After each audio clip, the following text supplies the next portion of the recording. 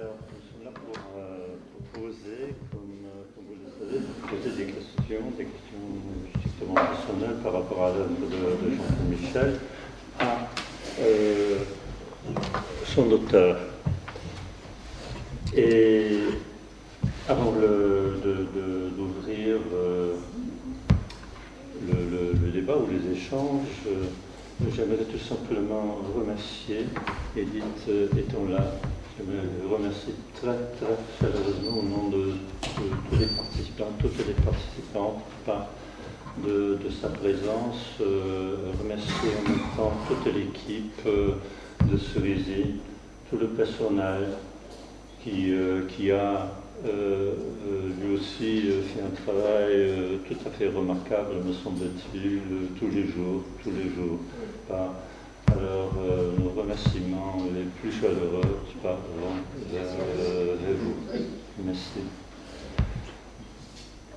Alors, je pourrais peut-être commencer, c'est une question que m'a envoyée Marianne Froid dans son courrier ce matin, où elle remercie elle aussi l'équipe de Cerisy et Jean-Paul et les directeurs de ce colloque. Elle aimerait savoir s'il y a des manuscrits et si ces manuscrits existent. Elle aimerait savoir s'il serait peut-être possible de les consulter tôt ou tard, et quels sont tes rapports à ces manuscrits, s'ils existent toujours. À cette question, je ne peux que répondre sans aucune espèce d'hésitation qu'il y a des manuscrits. Il y en a même des quantités. Lorsque je dis que je publie peu relativement de ce que j'écris, c'est rigoureusement vrai. Je suppose que les manuscrits dont elle parle, ce sont les manuscrits des livres publiés. Donc ces manuscrits existent. Ils sont évidemment consultables par quiconque en aurait la curiosité, sous une forme qui resterait à déterminer, parce que jusqu'à ce jour, je les détiens par devers moi, mais enfin, je ne m'oppose absolument pas à leur consultation, même s'il me paraît difficile de m'en dessaisir physiquement bien longtemps, quoi. Mais à cela près, parce que vous l'aurez compris, c'est une matière toujours vivante et dont le destin n'est pas scellé, quant à moi, et quant à l'emploi que je puisse en avoir. Donc, n'étaient des textes publiés qu'on peut regarder comme achevés et dont alors les manuscrits sont simplement les traces génétiques de la production. Donc, cela ne pose aucun problème, mais toute la partie, disons, toujours active, je pense notamment aux poèmes, s'il est tout à fait possible d'en prendre une connaissance personnelle directe sans difficulté, ce sont des objets dont il m'est difficile de me séparer tant que je continue à travailler avec eux. Mais je ne sais pas si sa question suppose, je ne sais pas, la mise à disposition des manuscrits dans une bibliothèque de façon permanente, ou au contraire sa curiosité personnelle. Voilà, je pense que le sort de ces dépôts de textes, un jour ou l'autre, ce sera d'atterrir dans un fonds d'archives. Je ne sais pas lequel, mais... Enfin, disons que c'est une question à laquelle, tout simplement, je me suis autorisé à ne pas penser. Mais si elle voulait avoir connaissance de manuscrits, c'est sans difficulté aucune, ni réserve. Et ce qui vaut pour elle, vaut pour d'autres. Ai-je répondu à ta question ?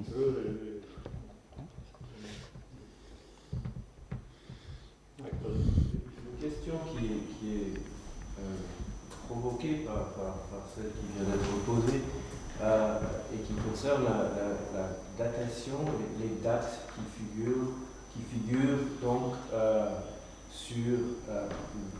au pied de certains poèmes. Je pense notamment à beaucoup des poèmes centrés dont il y a beaucoup été question hier. Et si ce n'est pas trop indiscret, J'aimerais que l'on discute un petit peu du sens de ces dates. Est-ce que la date sous-entend nécessairement ou implique nécessairement que ce sont des écrits d'un seul jet liés à cette date-là, ou est-ce que ça signifie variablement que voilà, le poème a été terminé ce jour-là, le poème est lié de manière très centrale à ce jour-là? Est-ce qu'il y a un sens stable à cette pratique de mettre des dates au pied de vos textes poétiques? Alors, en commençant par la fin, est-ce qu'il y a un sens stable à cette façon d'agir? Je ne suis pas à même de répondre véritablement. Ça demanderait examen. En revanche, une chose qui me paraît à peu près certaine, c'est que la date est toujours liée, non pas au moment où le poème est achevé, au sens où il est prêt pour la publication, mais à la date à laquelle il a été appelé, par une rencontre, un fait, un choc qui ont été déterminants. Et en règle générale, c'est évidemment cette date-là, pour moi, la date du poème. C'est la date où quelque chose demande réponse et où, la plume à la main, je me porte au devant de lui. Donc, ce que la date signale, c'est donc, d'une façon générale, plutôt la commotion initiale que le sentiment d'en avoir fini avec ses effets. Si vous avez suivi, d'ailleurs, les variations de ces datations, vous avez pu voir qu'assez souvent, il y a deux dates. Cette date initiale, qui pour moi est la date du poème, et puis souvent une date de publication qui peut être éloignée de plusieurs années. Et je les signale lorsqu'il y a justement ce travail dans le temps, pour que l'on ait une idée un peu de ce qu'a été la période pendant laquelle j'ai abandonné d'abord ce texte, puis après y être revenu, j'ai agi avant lui jusqu'au point, j'ai agi avec lui jusqu'au point où il m'a apparu publiable. La chose se complique du fait que toutes les fois que je relis, je corrige. Et ce qui fait que c'est un travail sans fin. Et donc il n'y a pas de véritable date de clôture de l'écriture, s'il y a en revanche une date du choc initial. Donc à mes yeux, ce qui est daté, ce dont j'ai voulu garder la mémoire, ce qui appartient profondément à la jeunesse du poème, c'est la date de l'événement qui l'appelle. Le reste, ensuite, ce sont les aléas de l'écriture. La chose varie énormément. Dans la plupart des poèmes brefs, que sont les poèmes de vers centrés, le poème est écrit quasi d'un jet, et effectivement, cette réponse est apportée dans l'instant. Mais il peut se faire que pour des textes plus longs, il n'en aille pas ainsi, que j'y sois revenu une fois, 2 fois, 3 fois, 4 fois, 10 fois, 20 fois. Je ne compte pas. Je me suis expliqué à plusieurs reprises sur ce processus qui finalement ne varie pas énormément.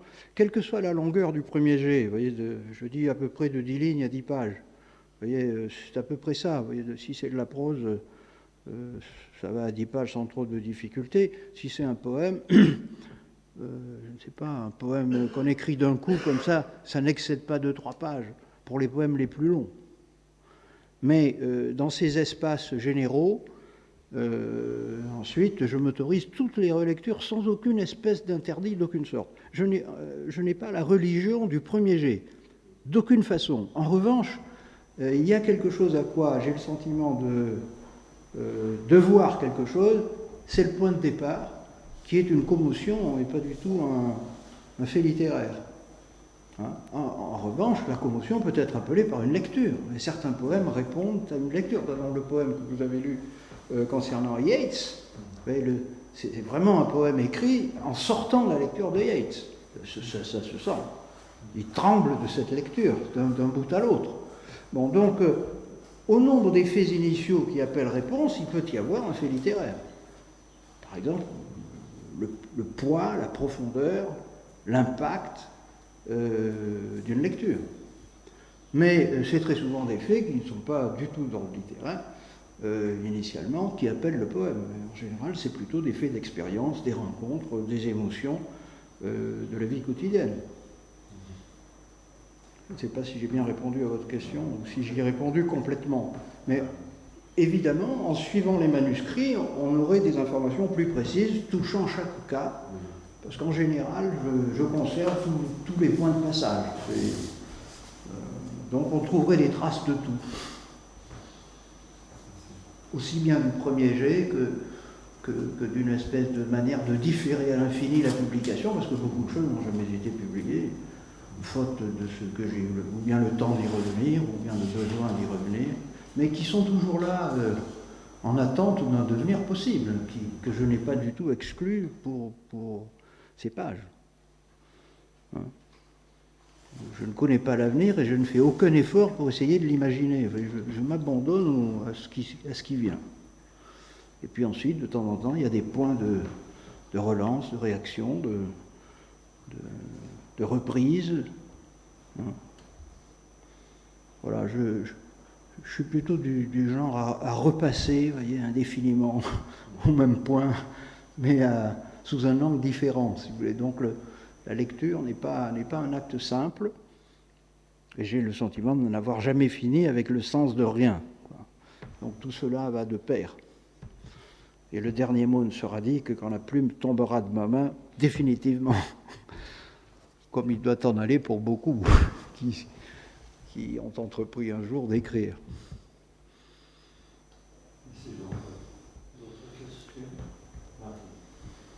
Avez-vous le sentiment parfois que dans cet infini travail de réécriture, de reprise, etc., ce qui peut arriver de se produire, c'est que l'éclat se perde. C'est-à-dire, comment faire pour que cette commotion initiale, qui est de l'ordre de l'intensité, presque physique, physiologique, puisse persister dans l'écriture par-delà les années. Oui, alors ça c'est exactement mon affaire.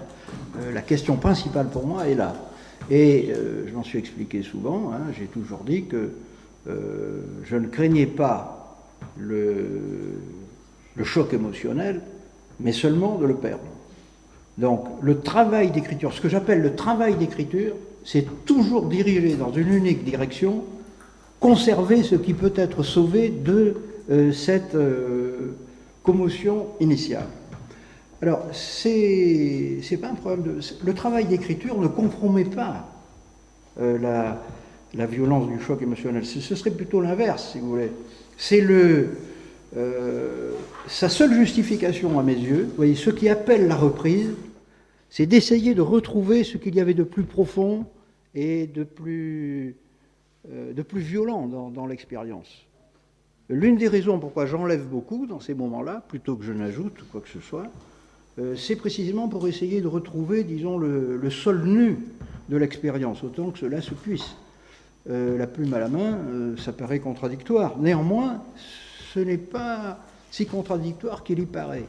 Il y a une très jolie remarque de Louis-René Desforêts dans Ostinato, dans lequel il dit, contrairement à ce que la plupart des gens soutiennent, le travail de l'écriture ne contrarie pas la rencontre émotionnelle, au contraire, elles s'entendent très bien ensemble. Et c'est une expérience qu'à mon avis, on peut faire dans la lecture la plus commune. Et le fait de travailler, je ne sais pas, moi, les pièces de Rimbaud, il y a des fois 10, 12, 13, 14 corrections successives. Ça n'a pas enlevé de vivacité aux illuminations. Et voyez ce qu'il en est de la quasi-totalité des auteurs. L'écriture, c'est une réécriture sans fin. Ce qu'on peut espérer de sa relance indéfinie, c'est pas de la perte, c'est précisément d'essayer d'atténuer les effets d'usure, vous voyez, qu'aurait, disons, la répétition des mauvais endroits, des mauvais moments, des mauvaises notes. Il y a là quelque chose qui paraît contradictoire et qui ne l'est pas.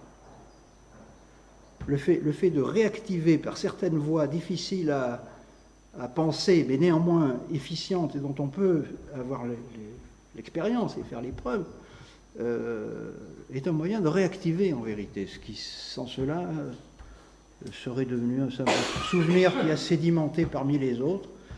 Et là encore, enlever ajoute. Hein, nous avons parlé à plusieurs reprises de cet effet étonnant. C'est le sens du mot de clé. Le peintre donne à voir le visible. Est-ce à dire que le visible n'était pas visible puisqu'il était déjà là, sans ces opérations d'enlèvement? Donc Clé dit d'une manière qui a l'air tout à fait brutale, hein, écrire, le dessin, c'est l'art d'éliminer.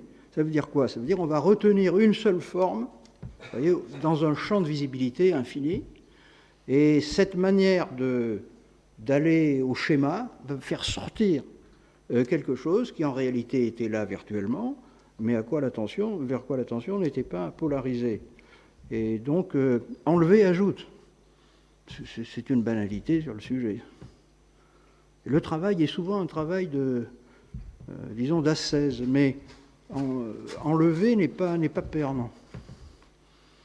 C'est plutôt essayer de maintenir tranchantes les arêtes et sensibles les reliefs. Et maintenir la part agissante du relief dans l'expérience et dans l'écrit.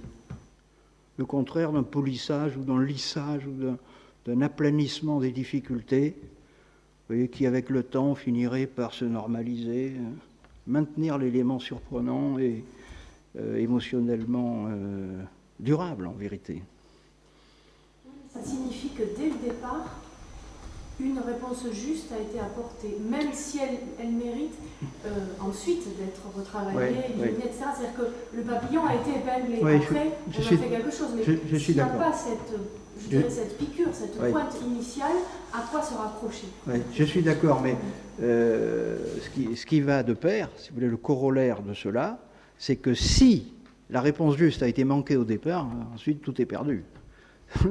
On ne va pas retrouver, vous voyez, ce qui n'est pas né de la situation initiale. Et en général, finalement, ce qui doit se perdre, ou ce qui pouvait se perdre, c'est perdu. Et là, il n'y a plus rien à faire. On ne peut travailler que sur des textes qui ont déjà un élément de l'intensité que l'on souhaite et de la vérité qu'il faut. Le reste, c'est lettre morte. Et effectivement, ça ne servirait à rien, vous voyez, d'essayer par la bonne volonté, d'essayer de récupérer ce que l'illumination n'a pas donné, quoi. Et la part non calculable, mais efficiente, qui fait que écrire n'est jamais seulement un calcul, même si c'est toujours aussi un calcul. Ça me faisait penser au travail de la mère. Oui. Et d'un côté, et de l'autre côté, le fait que ce que vous dites, c'est finalement que cette émotion, cette commotion du départ, se transforme en une commotion pour l'avenir, c'est-à-dire pour le lecteur. Oui, voilà, oui, absolument, mais absolument. Dans quelque chose qu'on essaie de ne pas perdre, mais dans quelque chose qu'on essaie de transmettre, et du coup, toute l'attention devient une attention concentrée sur le travail d'écriture, le travail de reprise, et le travail finalement de don pour l'autre. Oui, parce que le vecteur, le véritable vecteur de la possibilité de ce salut dont nous parlions hier, c'est le lecteur. Vous voyez, je vois très bien ce en quoi un livre qui n'est pas lu n'est pas un livre. Il n'est que virtuellement un livre. Celui qui l'active et qui en fait la bonne réponse, vous laissez le lecteur. Le lecteur est de très loin le personnage principal dans l'affaire. Une fois que l'auteur a publié, tout est de la responsabilité du lecteur. Je veux dire, de son désir, de son besoin, de son aptitude à se saisir de quelque chose pour en avoir un usage quant à lui. Je vois bien ce que je cherche quand je lis quelque chose dont je puisse avoir, dont j'ai à la fois le besoin et dont je puisse avoir retirer quelques surcroît de possibilités de vie. Et ce surcroît, c'est le lecteur qui le donne. Si une chose est sûre, c'est que ce n'est pas l'écrivain le maître.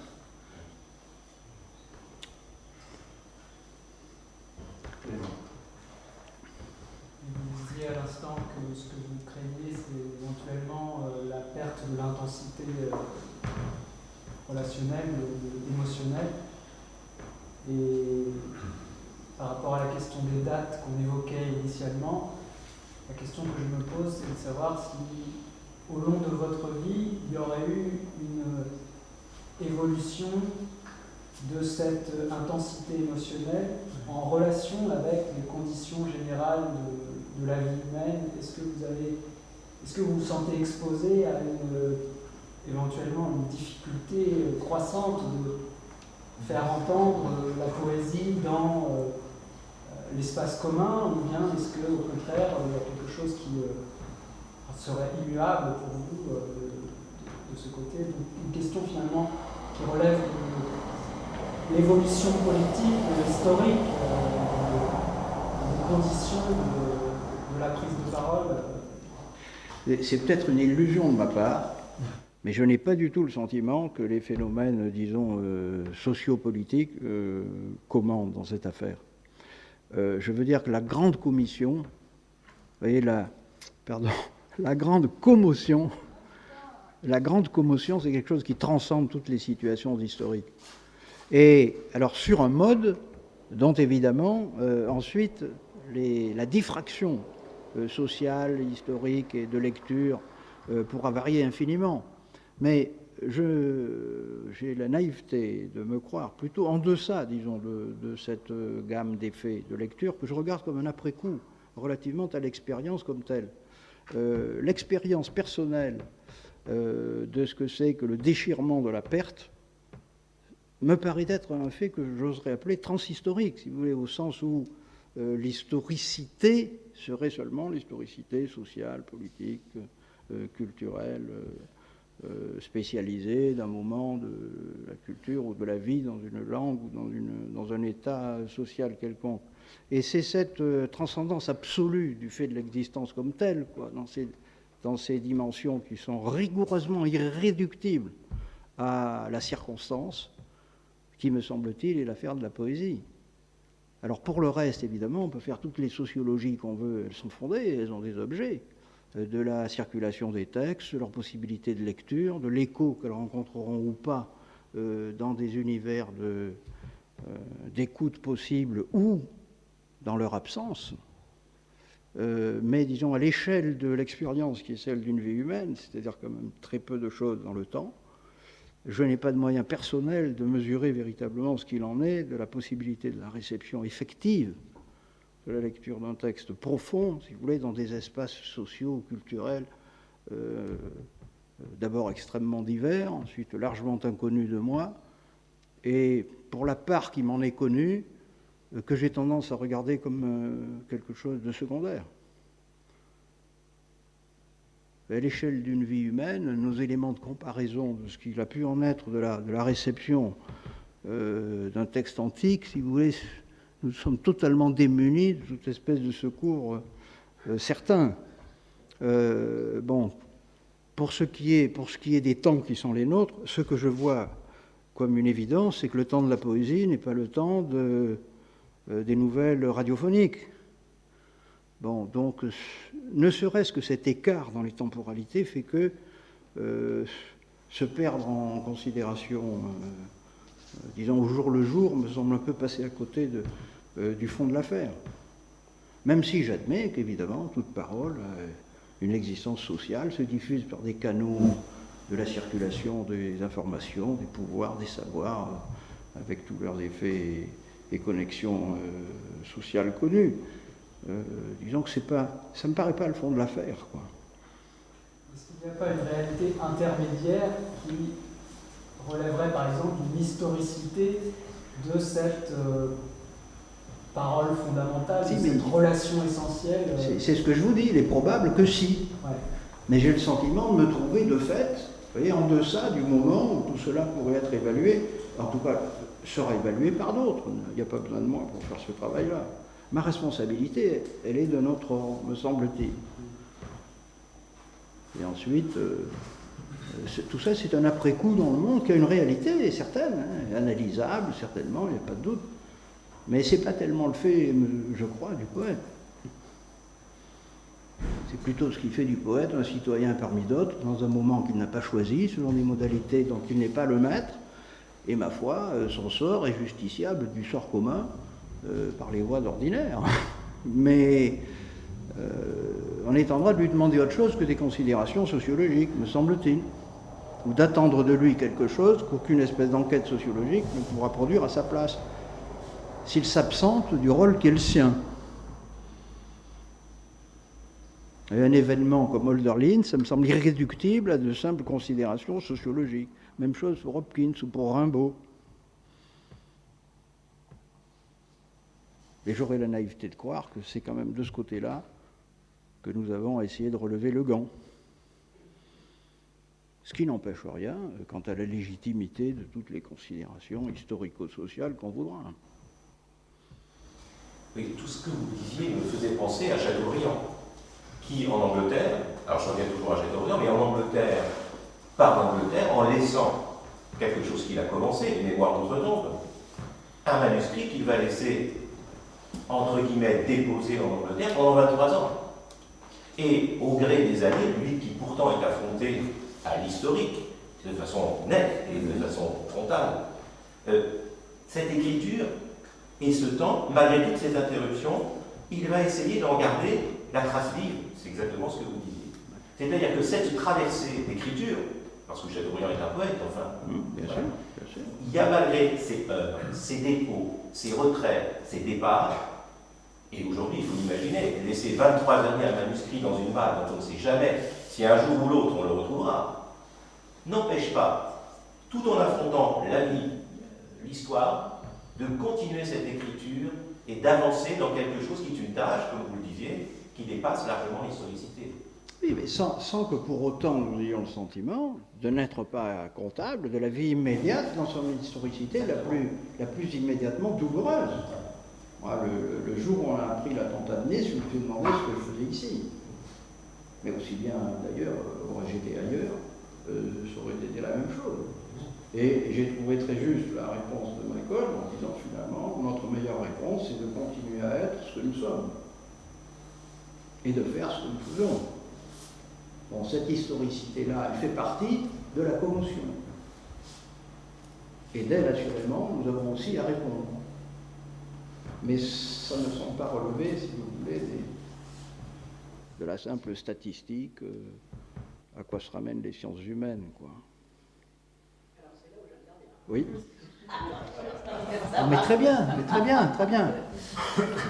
C'est là où j'interviens, mais sans demander au poète de faire autre chose que ce qu'il fait, mais nous laissant la possibilité de, non pas de faire des statistiques, mais de faire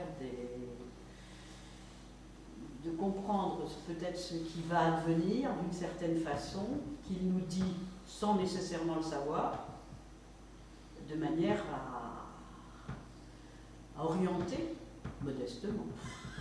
Oui. La société dans le sens de ce qui nous paraît plus souhaitable que d'autres. Bien sûr. Je veux dire très modestement, mais c'est l'hypothèse que les artistes, de manière générale, sans le savoir nécessairement, ont une avancée possible sur ce qui va advenir. Je le crois. Voilà.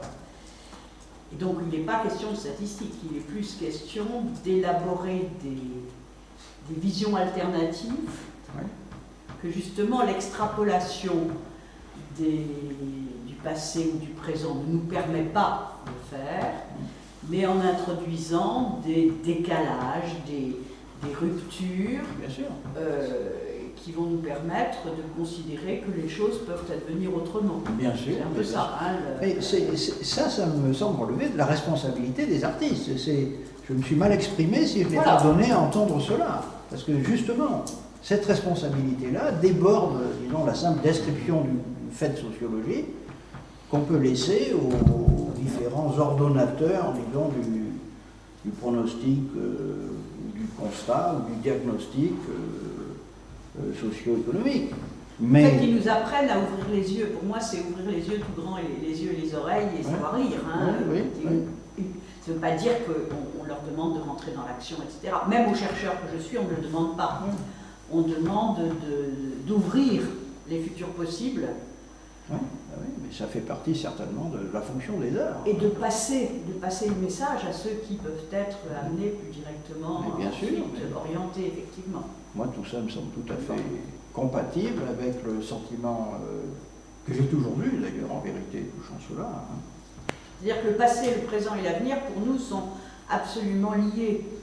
Il y a dans le passé des passés empêchés qui sont des futurs possibles tout à fait intéressants. Donc il y a les passés qui ne sont pas devenus, mais qui peuvent être quand même utilisés. On voit ça dans le travail, par exemple, dans l'organisation du travail, etc. Il y a des choses qui auraient pu se faire, qui ne sont pas faites, mais qui peut-être... Alors, c'est sûr que pour nous, la notion de contexte a beaucoup d'importance, parce qu'il y a des situations où des choses deviennent possibles, et des situations où elles ne le sont pas. Ça, c'est plus le travail du chercheur, d'une certaine façon, en lien avec l'artiste. Moi, d'aucune manière, je ne vois quoi que ce soit de contradictoire ou d'hostile dans tout cela. Ce que je disais simplement tout à l'heure, c'est que... C'est pas du Goldman, vous êtes à côté. Voilà, disons à l'échelle d'une vie humaine, disons considérer quelque artiste que ce soit dans l'histoire de tous les arts, celui qui s'y trouve impliqué, disons, comme un sujet absolument engagé dans un pari difficile à relever, on est en droit d'attendre de lui qu'il soit à la hauteur du pari qu'il prend et qu'il essaie d'aller au bout des différentes possibilités qui peuvent être les siennes. Voilà sa responsabilité de fond. Alors pour le reste, ensuite, tout ce qui est le devenir, possible ou pas, qui advienne ou pas, partiellement ou pas du tout, quitte à revenir ensuite alors qu'on croyait qu'il avait disparu pour toujours, ça c'est le fait de l'histoire générale, disons. Donc je ne me hasarderai pas à essayer de subordonner d'une manière ou d'une autre les contraintes internes que j'éprouve être celles du poème comme tel, à quelque considération de circonstances que ce soit. Les deux faits se rencontrent comme deux moments du réel, mais chacun a son plan, et je dirais doivent se respecter l'un l'autre comme tel. Ça n'est pas du tout ni l'histoire, ni le réel, ni le conflit politique, ni le fait qu'en effet il y ait des mondes préférables, je veux dire ça. C'est quand même le b.a.-ba d'une possibilité de la vie encore.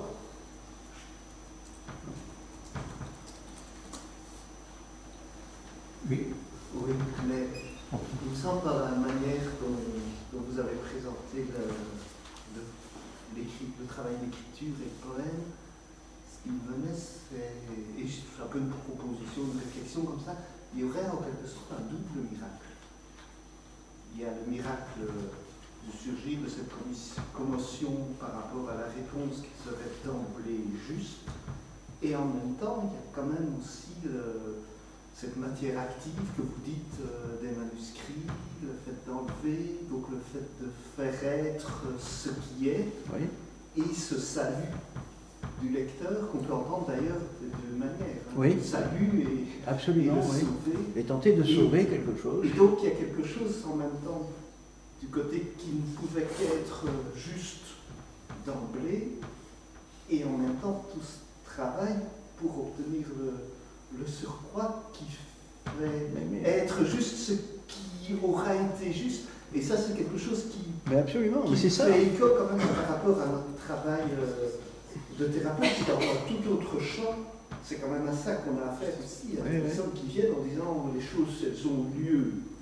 Et alors, qu'est-ce qu'on peut encore attendre de surcroît de quelque chose qui a déjà eu lieu? Donc, voilà, c'était dans l'espoir de vous faire parler un peu de cet enjeu du surcroît et de ce double travail. Non, en vous entendant parler dans vos feintes hésitations, mais tourner néanmoins vers le souci de faire apparaître la complexité réelle d'une matière et d'enjeux, je retrouve assez bien, disons, quelque chose qui est en effet la situation de tous les arts. Il est très très difficile de ramener à quelques propositions simples et d'une mise en œuvre aisée ce que sont les conditions qui surdéterminent l'insu même de l'opérateur, pour une bonne part. ce que sera un acte, plus encore ce que pourront en être les conséquences pour des tiers, et son souci que cela ait des conséquences pour des tiers ne suffit pas à faire qu'il atteigne à ces fins qu'il se propose. À l'extrême limite, il peut même se trouver contredit par les emplois qui seront faits de quelques tentatives qu'il aura faites et contre lesquelles il va buter à son tour comme sur un obstacle qui ne sera né que de lui. Bon, donc tout ça est extrêmement obscur. Et je n'entends pas laisser croire un seul instant qu'il puisse être clair, aussi bien pour celui qui se trouve plongé dans ces contradictions. Néanmoins, il y a quelque chose qui me paraît tenable, disons, dans cette situation d'ignorance. Je trouve très beau ce mot, poésie, métier d'ignorance. C'est profondément cela. Donc il y a quelque chose qui me paraît tenable, et c'est, je dirais, la décision de ne pas clore. La vraie responsabilité, hein, me semble-t-il, d'un artiste, poète, peintre, musicien, etc., c'est de ne pas réduire le champ, de ne pas fermer le champ.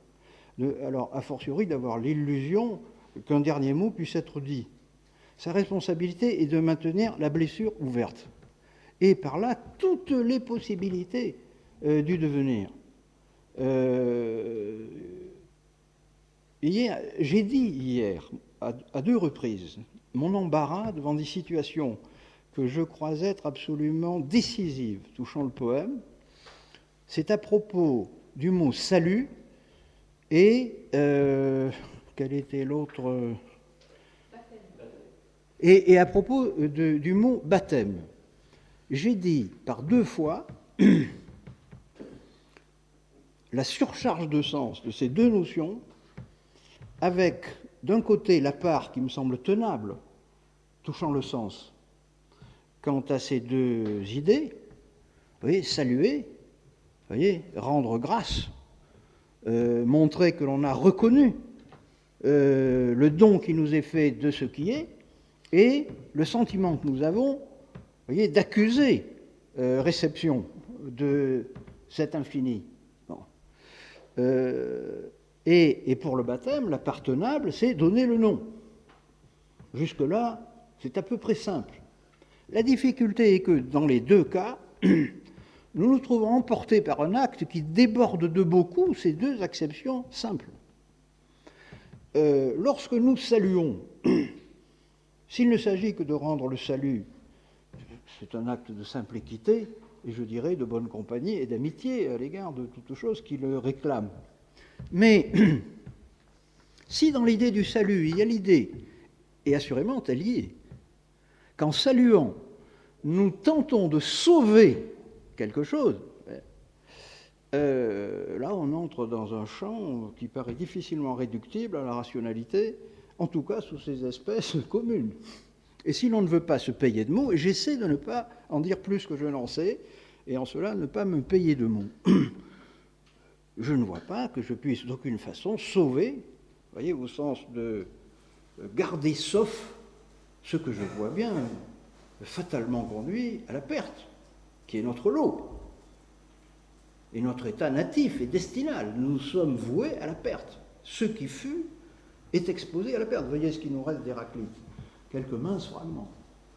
La part perdue, nous disions hier, on n'a quand même pas entamé ce qu'il reste de l'éclat, et au fond peut-être que d'Héraclite nous n'avons pas perdu tant que ça. Mais enfin, tout cela s'inscrit dans une relativité historique, culturelle, enfin, etc., elle-même difficile à appréhender, mais en tout cas, cela me semblerait un acte disproportionné relativement aux ressources qu'un homme, simplement homme, peut imaginer être les siennes, que cette prétention à sauver ce que l'on voit exposé à la perte. Et pourtant, il ne fait aucun doute que la surcharge profonde qui porte notre besoin de rendre compte à la hauteur voulue de ce qu'il en est, de ce qui est, c'est bien fait pour éviter que cela se perde. Donc les enjeux ultimes de notre acte sont bien tournés vers quelque chose d'impossible. On appelait ça hier la dimension chamanique, vous voyez, de l'abracadabra humain devant le fait cosmologique. Il est absolument certain que nous sommes pris là-dedans d'une façon décisive. Et un art qui aurait renoncé à l'enregistrement de cette dimension que l'on a pu appeler chamanique, cosmologique, mystique, enfin peu importe les différentes modalités de la dénomination de cette chose quand même très difficile à comprendre. Ce pourquoi d'ailleurs on la renvoie souvent à des opérations dont on se débarrasse en disant ce sont des mystères. Mais il ne fait aucun doute que dans cette dimension du mystère de ce qui est, le mystère des tentatives humaines de lui répondre à la hauteur voulue demeure extrêmement mystérieux. Bon, et par deux fois, j'ai dit à la fois le sentiment d'une nécessité et le sentiment de ce qu'il y a là quelque chose qui excède absolument les possibilités humaines de répondre. Pour autant, nous ne sommes pas condamnés, nous ne sommes pas autorisés à refuser de tenter de répondre. Nous n'avons pas le choix. Vous voyez, la continuité transhistorique, vous voyez, de tous les gestes des hommes pour tenter de faire sens et de donner une direction visible à du possible, ce que vous disiez tout à l'heure passe par le biais de toutes ces opérations qui, quelle que soit leur mysticité, et je suis tout prêt à admettre qu'il y a une mysticité de la situation générale de tout ça. Alors, mysticité, qu'est-ce à dire ? J'ai coutume de répondre simplement en disant « j'appelle mystique celui qui a un rapport au mystère ». Et assurément, il y a du mystère, c'est-à-dire de l'inconcevable, de l'informulable, de l'irreprésentable, de l'inconnu radical avec lequel nous avons le sentiment que nous avons affaire absolument et indépassablement.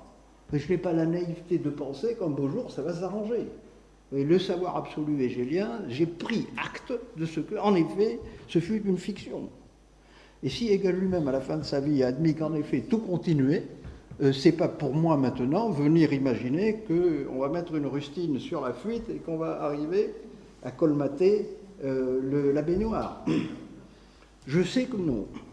Donc, ce qui me paraît être la responsabilité, et c'est là la grandeur de Hölderlin. Vous voyez, de Hölderlin et de Hegel, celui qui est sérieux, c'est Hölderlin. Il y a une énorme naïveté hégélienne, une réponse presque enfantine, vous voyez, dans la confiance qu'il y avait de ce que l'on pourrait un jour en être quitte, de la crainte et de l'espoir. Ce sont les mots de Spinoza, c'était le programme de la philosophie, qui se connaît elle-même. Au début du traité de la réforme de l'entendement, c'était le mot d'ordre de la philosophie, ni rire, ni pleurer, mais comprendre. Moi, je suis entré dans l'activité intellectuelle avec ça écrit sur mon drapeau. Nous avons roulé le drapeau, nous avons essayé de comprendre, cela ne nous a empêchés ni d'avoir à rire, ni à pleurer, et nous en sommes là. Donc la supériorité, entre guillemets, de la réponse ontologique de Hölderlin à l'illusion dialectisée de Hegel, c'est assurément que quelque chose qui n'a pas de fin doit être conservé dans sa qualité de situation radicale, à la fois à l'état naissant et comme situation destinale de toute possibilité de l'existence et de la parole. Et à ce qu'il me semble, la responsabilité que l'on doit réclamer à des artistes, c'est celle d'essayer de se tenir sur le fil de ce refus de clore. Parce que dire de la poésie qu'elle est métée d'ignorance, ça ne veut pas dire qu'elle en sait moins que n'en savent les autres. C'est exactement l'affaire de Socrate. Socrate fait profession de ne pas savoir. Mais ça ne veut pas dire que tout ce que les autres croient savoir, il ne le sait pas comme eux. Non seulement il le sait comme eux, mais il le sait beaucoup mieux qu'eux. Mais il sait que, sachant tout cela, il ne sait encore rien. Et l'ignorance du poète, c'est celle-là. C'est pas qu'il nous est impossible d'accéder à la compréhension mathématisable, logicisable, dialectisable, quantifiable, de quoi que ce soit, qui puisse être quantifié, logicisé ou dialectisé. Nous ne sommes pas plus manchots que les autres. Les opérations ordinaires du discours sont à notre portée comme à celle de n'importe qui. Mais cela signifie que, à supposer même que nous ayons accès à tout cela, nous voyons bien que nous n'avons pas du tout les outils requis pour répondre à la hauteur voulue, à une expérience, pas un savoir séparé, qui s'appelle le fait de l'être. Pour nous, l'existence. Et cette façon de tenir devant le mystère, moi le mot ne me gêne pas. si l'on entend par là, disons, que nous connaissons qu'il y a de l'inconnu et de l'inconnaissable. Oui, parce que connaître, on commence à comprendre ce que veut dire connaître quand on comprend en quoi consistent les opérations qu'on appelle le savoir. Et quand on commence à comprendre, c'est l'intérêt de l'épistémologie. Moi, je me suis passionné pour l'épistémologie. Je ne regarde pas du tout de haut les logiciens. Ils m'intéressent extrêmement. Et la science expérimentale me passionne. Sa méthodologie me concerne. Mais je vois très bien de quoi elle est faite, sur quoi elle bute, autour de quoi elle tourne, et la multiplication des hypothèses ne modifie pas son statut. Alors on valide l'expérience en faisant tourner les protocoles jusqu'à trouver une réponse opératoire, et là on s'arrête, on dit bon ça y est, c'est bon, ça marche. Mais une fois qu'on a fait cela, on a un outil technique de plus à notre disposition. On n'a pas fait un pas, encore une fois, je cite Beckett, 1 millimètre sur la voie d'une modification de notre relation à l'existence. Bon, donc, sous tous ces rapports-là, je serais porté à considérer plutôt la part peu dialectisable, peu historicisable, vous voyez, et vraiment irréductible, pas de simple considération qu'on pourrait appeler politique. Vous voyez, il y a là quelque chose qui transcende absolument tout ça. Alors ça ne signifie pas pour autant que nous vivons dans une société qui n'est pas des structures, des conflits de toutes sortes, des conflits d'intérêts, des conflits d'enjeux, des conflits de dignité, de tout ce qu'on voudra. Bien sûr que oui, nous y sommes jusqu'au cou, jusqu'à l'atrocité la plus inadmissible. Mais une fois qu'on a dit tout ça, on n'en a pas fini avec le point de départ. Et s'il ne fait aucun doute qu'on peut regarder les arts comme ayant la puissance, disons, de préfiguration de 1000 et un autres agencements humains possibles, ce que je crois, il ne faut pas non plus les charger de plus de possibilités opératives qu'ils n'en ont, hein. Mais s'il ne fait aucun doute que l'on peut regarder les arts comme le lieu d'une augmentation possible des possibilités humaines de la vie, ou d'une augmentation possible de l'humain dans la possibilité de la vie, ce que je suis tout prêt à regarder comme l'avenir le plus désirable, ça n'est pas pour autant vous voyez, qu'on peut imaginer ou bien sortir des mâchoires de la tenaille, ou bien en être sorti.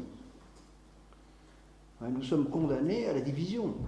Donc maintenir la division, maintenir en activité la contradiction, ne pas vouloir clore, avoir cette lucidité minimale que si nous voulons maintenir de l'ouvert, il faut rester dans cette connaissance de notre ignorance. Non pas sans tenter de lui répondre, de lui faire pièce, faire tous les moyens qu'on voudra, mais avec au moins cette naïveté à éviter, disons, de croire qu'on en a fini. Pardon.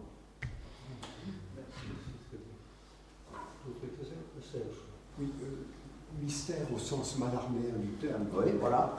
Relatif à mysticisme débarrassé de l'idée de Dieu. Voilà. L'idée de Dieu n'est jamais qu'une réponse partielle au problème. Dans le chamanisme général, c'est une réponse particulière. J'aimerais revenir à une dimension peut-être plus intime de votre poésie, à la dimension de l'émotion, mais presque au sens étymologique de ce mot.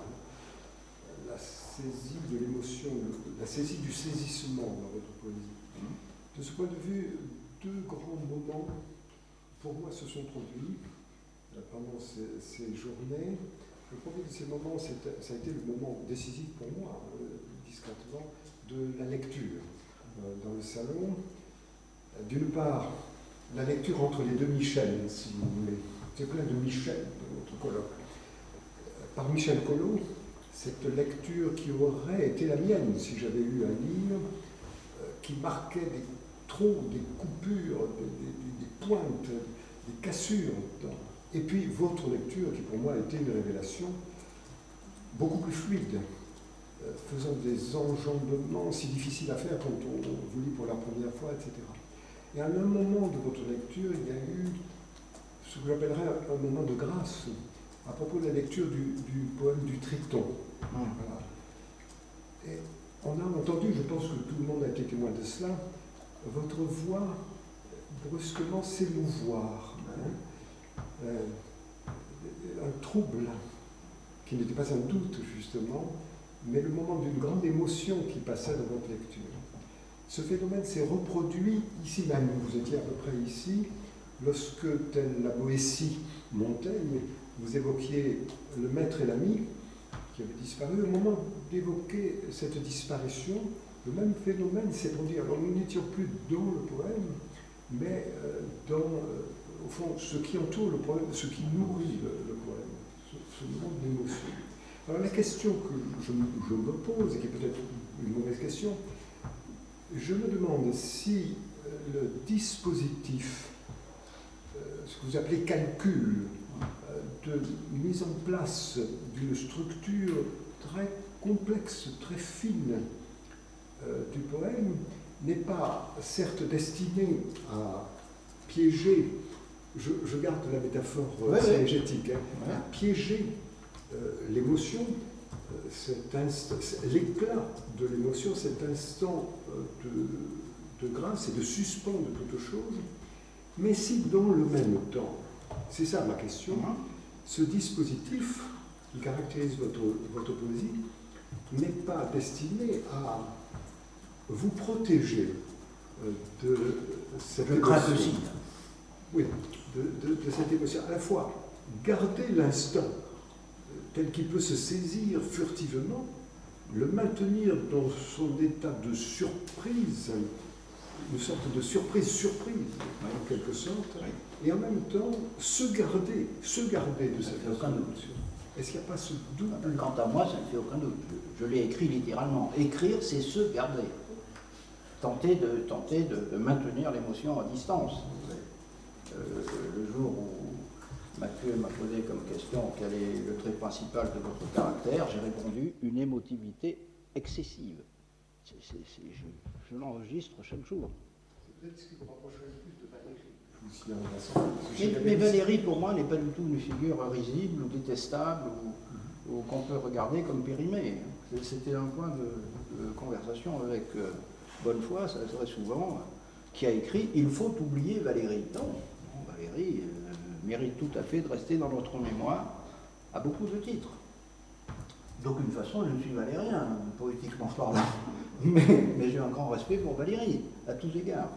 Évoqué par l'autre colloque, là il y a un point par Benoît Peters, évidemment, qui a fait un livre sur Valérie. Je me garderais bien de regarder Valérie de haut, et pour moi, dire il faut oublier Valérie, c'est un mouvement de mauvaise humeur. C'est censé apporter au compte des mouvements d'humeur, c'est pas très grave.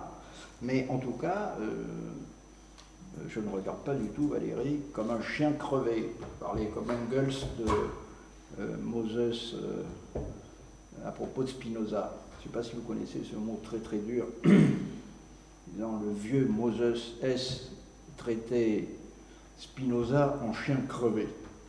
C'était non, moi évidemment Spinoza est tout à fait autre chose et toute lyre qu'on pourra tourner contre lui ne lui glissera sur lui comme l'eau sur les plumes d'un canard. Mais si Valérie n'est pas peut-être de la consistance de Spinoza, quand même, c'est une attitude générale digne de... Voilà. Bon, c'est un effet tardif, partiel, mais de Mallarmé, mais c'est en même temps, par ses carnets notamment, un effort de ne pas abdiquer de certaines des possibilités de l'emploi de la pensée. Et sans être valérien, à aucun titre, j'ai pour lui le plus grand respect, a priori et a posteriori. Même chose pour Platon, d'ailleurs. Enfin, vous voyez, je trouve que dans ces colloques, pardonnez-moi, il y a une part évidemment un peu superficielle, quelquefois. Parce qu'on prend fait école pour un nom ou contre un nom, ça mériterait un peu peut-être examen. Oui. Je suis très très contente de cet échange-là parce que ce qui m'apparaît de plus en plus fortement dans ce biface de l'émotion et de l'écriture, c'est qu'il y a exactement un choix radical à faire entre le moment émotionnel qui est indispensable dans la vie et dans la relation. On n'a pas le choix. Et on y est projeté. Ah oui. Mais c'est un moment de rupture par rapport à l'émotion qui est le secours apporté par le fait que nous sommes des parlants. Bien sûr, bien sûr. Et alors c'est bien ce sûr. passage qui évite la sauvagerie, et c'est ce passage qui est extrêmement difficile à transmettre comme tel dans la société contemporaine. Oui, non mais certainement. Non, mais je veux dire, c'est à chaque fois. On magnifie l'émotion qui surgit à l'occasion d'un poème. Mais ce n'est pas ça pas tellement à la mode quand même. Hein. Oui. Ce n'est pas ça l'essentiel. C'est le travail de transformation de ce moment de moteur dans une réhabitation autrement de la langue qui nous fait. Non, mais ça, il est absolument certain. Il est absolument certain. Oui, les choses. Ça ne fait pas de doute pour les gens qui sont venus vous rencontrer. Non, mais les choses sont exactement ce que vous dites. Je ferai simplement cette remarque, à moins que je ne me trompe, mais je trouve que l'émotion n'est pas vraiment à la mode en poésie, ces temps-ci. Loin de là. La simple idée de ce qu'il puisse y avoir une trace subjective, un tant soit peu intense dans un poème, vous voyez, vous fait regarder comme un alligator dont la plupart des espèces sont fossiles. Bon, donc il y a plutôt à remonter, disons, de ce point de vue, un préjugé, d'ailleurs assez superficiel et assez sommaire, et qui consisterait à croire qu'on peut simplement s'en tenir au point de vue cynique. Et le point de vue cynique, c'est de dire, d'une façon que l'on voudrait froide, les choses comme elles sont, point. Et sans s'en émouvoir. L'expérience humaine de ce que c'est que l'existence n'est pas nécessairement ce moment impavide dans lequel nous ne serions atteints par rien, touchés par rien, et dans une sorte de position, alors là pour le coup de surplomb satisfait de soi, qui consiste à annuler la totalité de ce qui se présente, voyez, comme une représentation qui appelle seulement le rire. Et un rire, vous voyez, de dépréciation et de négation. Ça, c'est un moment que l'on est amené à traverser. Vous voyez, lorsqu'on est adolescent, on passe par des expériences dans lesquelles on regarde comme véritablement dérisoires, scandaleuses ou méprisables. Vous voyez, toutes sortes d'émotivité un petit peu trop facile, et on en appelle à une rigueur, à une froideur, à une absence d'émotion précisément, vous voyez, qui nous autorise, imagine-t-on, vous voyez, à regarder tout ça comme de la petite bière, pour parler comme Victor Hugo, de la mousse. Il n'est pas sûr que le cynisme puisse être le dernier mot. Et le problème, vous voyez, toutes ces postures très avantageuses, vous voyez, que prennent des gens qui voudraient certainement passer pour des censeurs tout à fait au-delà de l'émotivité humaine, il n'est pas sûr qu'ils aient véritablement eu tout simplement un rapport quelconque avec ce qu'il en est d'exister sur un autre mode que celui de l'illusion qu'on pouvait contourner la difficulté en s'en tirant par quelques phrases. Or, à mes yeux, les choses commencent à ce moment-là. Vous voyez, Hopkins n'est pas quelqu'un de creux, Hölderlin n'est pas quelqu'un de creux, Rimbaud n'est pas quelqu'un de creux, parce qu'ils sont passés par toutes les possibilités, vous voyez, de faire comme si on pouvait s'en tirer ainsi ou autrement, et puis ils ont buté sur ce point où, comme dit Wittgenstein, quand on l'atteint, notre bêche se tord. La bonne volonté ne suffit pas. Ce qu'on croyait être les outils ultimes, vous voyez, de l'abstention par la froideur, ça ne suffit pas. Et à ce moment-là, on se retrouve fort dépourvu. Et si l'on veut essayer de faire face avec un peu d'honnêteté, alors il faut reprendre le problème à un autre plan et répondre peut-être par d'autres voies. Donc, je ne pense pas du tout que l'émotion soit à la mode. Je veux dire, soit dans le goût du temps. Et je ne sais pas ce qu'il en a été dans d'autres moments de la culture, véritablement en touchant cela. Est-ce que la parole s'est trouvée être mieux reçue dans certains moments du passé dans lesquels elle était mieux comprise, vous voyez, comme cette réponse possible de l'impossible, qu'aujourd'hui, je n'en sais rien. Je dirais que plus le temps passe, plus j'ai tendance, mais c'est sûrement une faute d'un point de vue historique, plus le temps passe, plus j'ai tendance à considérer qu'à bien des égards, vous voyez, l'humanité est immobile en fait. C'est-à-dire qu'on voit se représenter des jeux d'antinomie sous des espèces différentes, mais sans que les déterminants profonds aient beaucoup bougé. Et je pense que la parole a été sans doute à d'autres moments de la culture, ce qu'elle est aujourd'hui, comme aujourd'hui elle est quelque chose qu'elle peut être encore, ou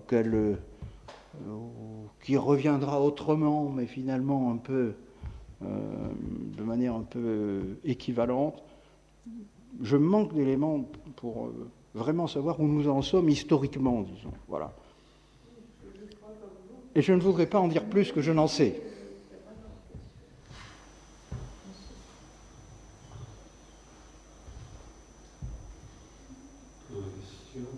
Une question très pratique finalement. Oui. On commençait par Michael au début à évoquer ces poèmes datés qui datent davantage finalement l'éclat, la commotion, le moment initial que le travail d'écriture qui peut s'avérer long et qui est un travail de suppression davantage. Et vous arrive-t-il d'écrire dans finalement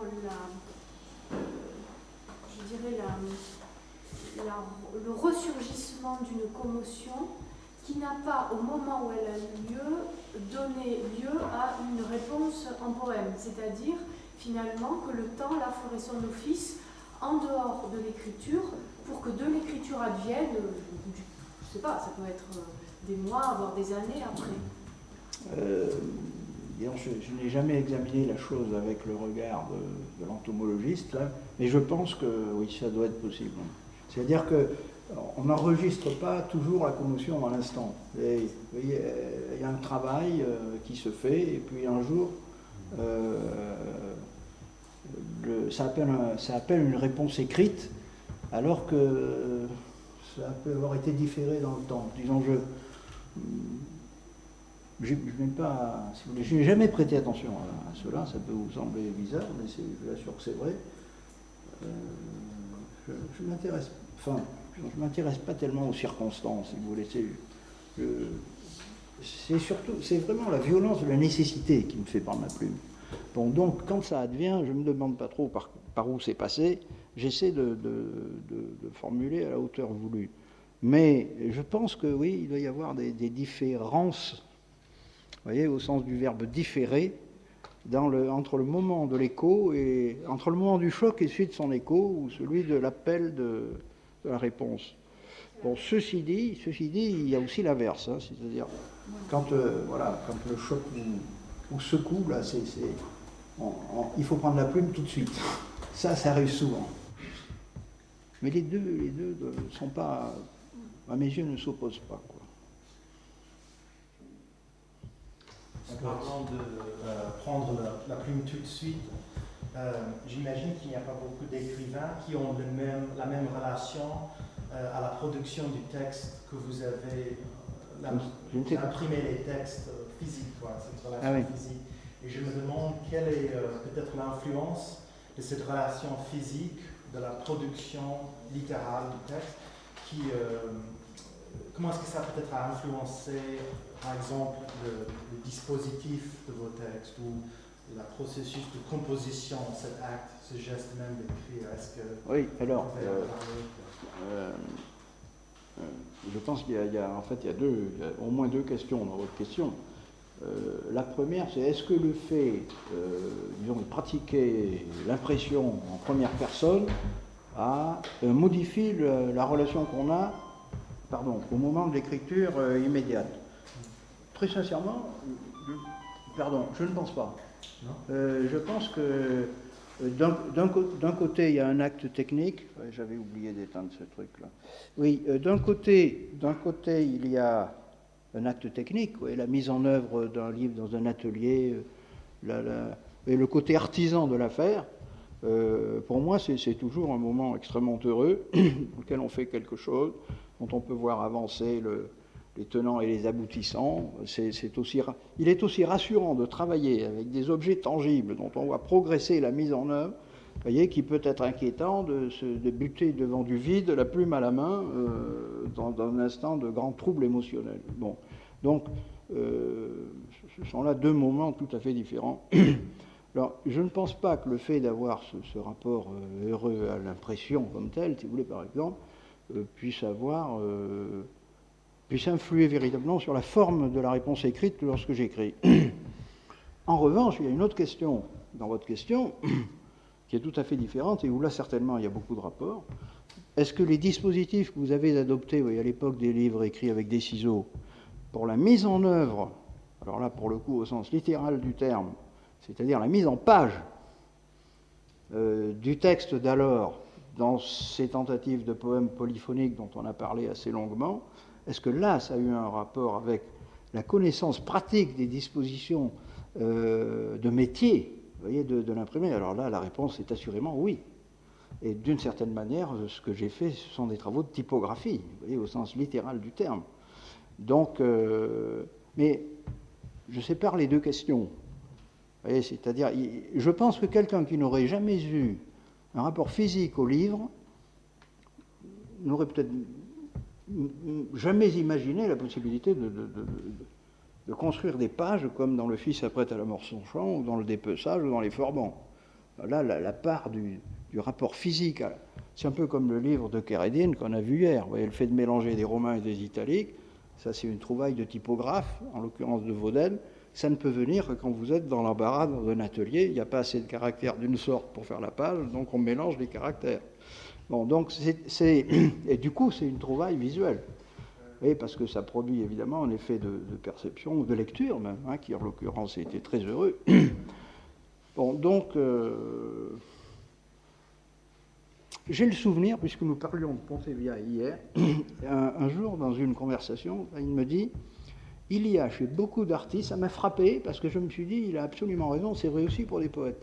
Il pensait à des peintres, il y a chez beaucoup d'artistes un côté artisan très développé. Et là, il avait un rapport, je dirais, de peintre à la peinture. Et il avait vu vraiment le soin que mettaient énormément de peintres à broyer eux-mêmes leurs couleurs, à tendre leurs toiles. Vous voyez, il y a toute une série de rituels qui engage en vérité le rapport du peintre à son œuvre déjà. Hein. Et il y en a ils passent quasiment plus de temps à fabriquer leurs couleurs qu'à peindre. Hein. Bon, donc ça peut aller très loin, cette affaire.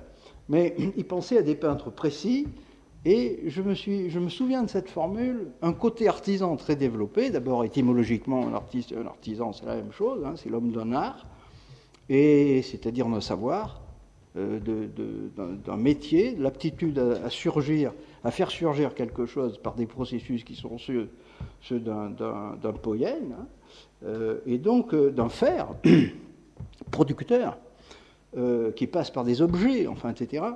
Donc, et je m'étais dit, mais ce qu'il dit des peintres, c'est assez vrai des poètes aussi. Et c'est un aspect sur lequel on insiste moins, mais la quasi-totalité des écrivains ont un rapport très très physique à leurs livres. Tous ceux qui ont connu Joyce, par exemple, parlent de la manière dont il délivrait, mais vraiment, il délivrait son livre à la Maison des Amis des Livres, lui-même. Vous voyez, il venait à la librairie, là, il s'installait, et quand il y avait un acheteur, il lui préparait son livre. On m'a décrit ça 2 ou 3 fois, des gens très différents. Louis-René Desforêts d'une part, un autre ami qui s'appelait Jacques-Marie Dupin. Vous voyez qu'il y avait eu physiquement affaire à l'expérience, et les relations étaient toujours les mêmes. Il y avait un rapport quasiment cérémoniel, vous voyez, à la remise du livre. Puis il fallait voir le livre. Hein. C'était l'édition originale d'Ulysse en tirage de tête, c'est quelque chose. Hein. Je l'ai eu en main. C'est un objet dont on se souvient. Et donc, vraiment, ça c'est des livres. Et donc, ce rapport quasi religieux, vous voyez, à l'objet, c'est quelque chose qui relève de ce que Pontevia aurait appelé un côté artisan. Vous voyez, les livres étaient recouverts de papier cristal, ils étaient vraiment remis avec un cérémonial particulier. Regardez les épreuves du coup de dé. Et Mallarmé, là, rencontre la typographie, le typomètre à la main. Le typomètre, c'est le maître des typographes. Il n'est pas gradué seulement en centimètres, mais avec les mesures typographiques, c'est-à-dire les cicéros et les points. Donc on voit notre Mallarmé donner des indications millimétrées, il faudrait dire au point près, pour parler comme les typographes. Donc un réglage qui est vraiment un travail d'artisan. Alors là, pour le coup, mais quand il déplie les 2 pages d'épreuve, il vérifie que tout soit bien aligné dans la double page, que rien ne dépasse d'un côté, de l'autre.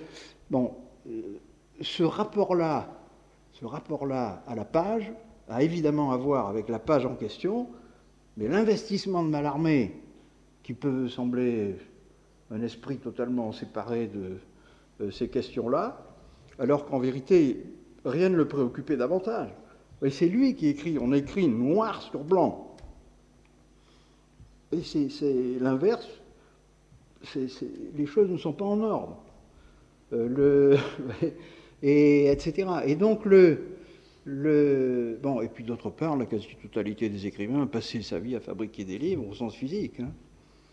Presque tous les écrivains travaillent dans l'édition, dans l'imprimerie. Diderot a été toute sa vie un libraire, et à l'époque, un libraire était un imprimeur.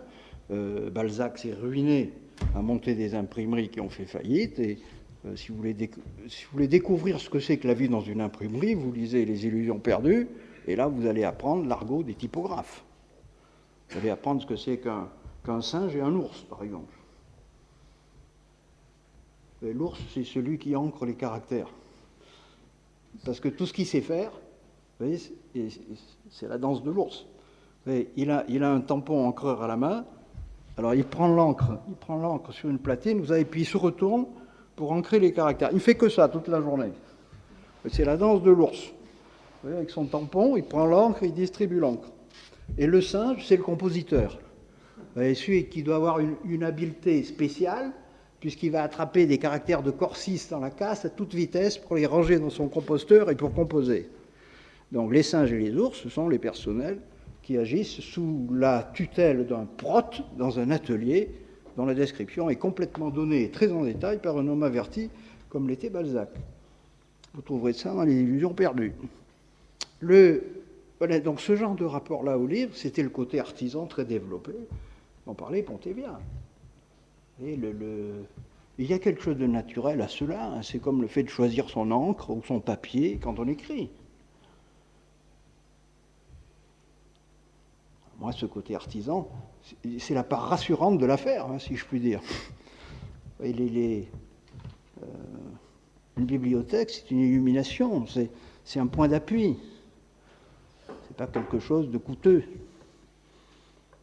Ouais, c'est une armoire dans laquelle on peut puiser à l'infini et où on va trouver des munitions, quoi qu'il arrive, idéalement. Moi, il me semble que la fascination que les écrivains ont pour l'atelier, du peintre, oui. Du sculpteur, participe de ce rapport à la matière. Ah oui, c'est sûr, c'est certain. Voilà, il y a cette espèce de fascination qui est double, parce que c'est à la fois la fascination pour la matière, à laquelle on se confronte réellement, et en même temps le fantasme, le désir que dans cette matière qui se donne à voir et à toucher, quelque chose de la création se donne à voir. Eh bien, pourquoi ? D'une certaine façon, tout se passe là, sous les yeux de tous. Il n'y a pas de mystère, il n'y a qu'à regarder. Ouvrez les yeux, vous allez voir.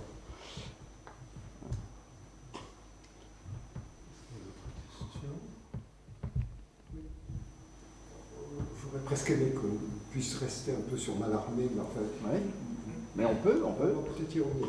Mais il y a une dimension dans notre colloque qu'on n'a pas trop finalement évoquée, c'est la dimension de la musique. Le rapport à la musique. Autant on a bien exploré, me semble-t-il, le rapport à la peinture, à plusieurs reprises et à plusieurs niveaux, autant ce qui concerne votre rapport éventuel, enfin, très certain, à la musique, a été à peine touché. Dans le bel exposé de ce beau portrait en morceaux de notre ami Rubinman, il y a eu des échos à la musique. Si je me souviens bien, au terme de son exposé, il a évoqué Schumann, on a entendu Schumann. Précédemment, il avait évoqué Monteverdi, aucun problème, mais il avait fait une allusion qui m'a beaucoup surprise, et c'est la question que je vous pose, au Sacre du printemps, Stravinsky. Là, il parle plutôt de lui que de moi, mais ce n'est pas... Ça m'a étonné. Ça fait partie des libertés du locuteur. Hein.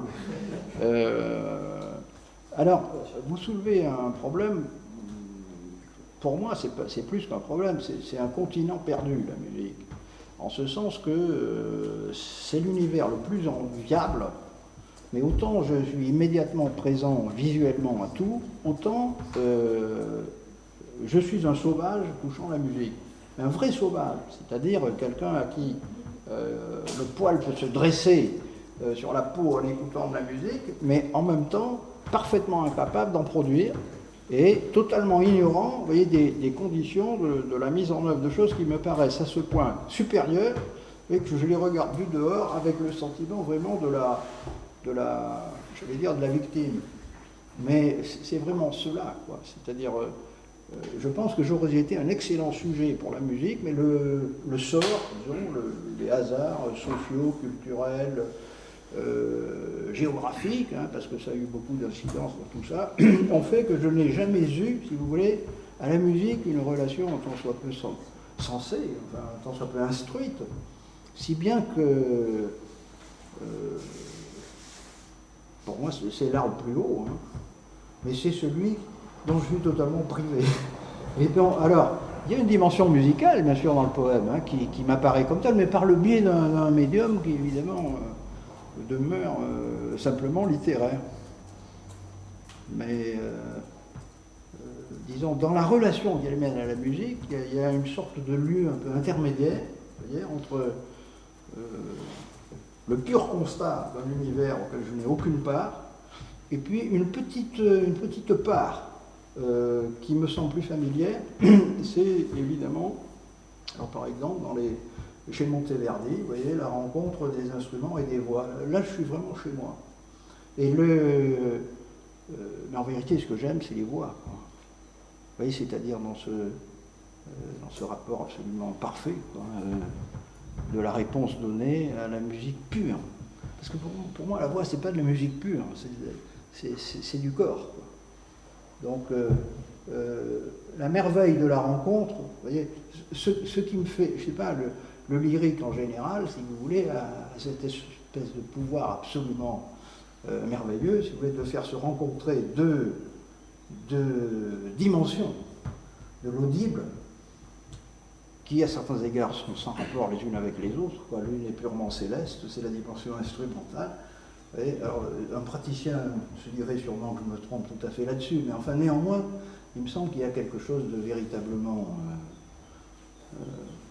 abstrait, au sens supérieur du terme, disons malarméen du terme, à la musique pure, et la voix et les interférences avec la voix humaine, avec toute la gamme, vous voyez, de sa possibilité expressive, pour moi c'est le lieu parfait, quoi.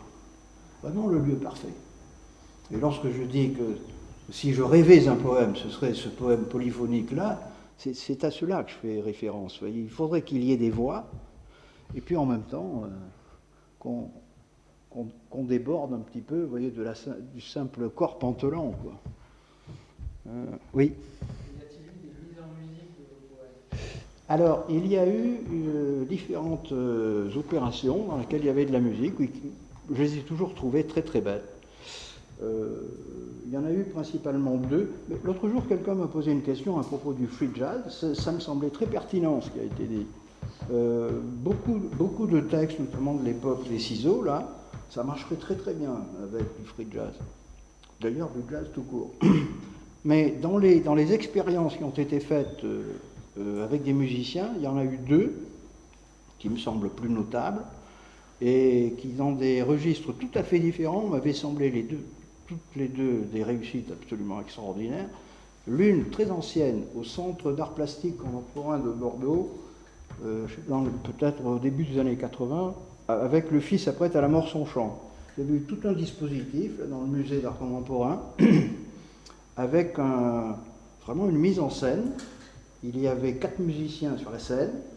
Les pages du texte étaient projetées en fond d'écran.